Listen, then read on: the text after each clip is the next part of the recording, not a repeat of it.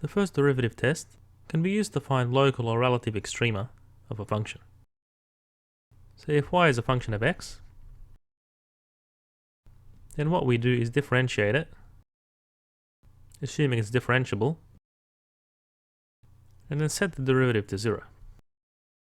And that will give us the x value with the local extrema or critical pointer. Because we're just basically testing the points where the slope of the tangent to the curve is 0. Also, if we test the derivative in the vicinity of these points, so to the left and to the right, then without using the second derivative, we can identify whether the critical point is a minimum or a maximum. So on the left, the derivative is greater than 0, and on the right, it's less than 0. So this is a local maximum,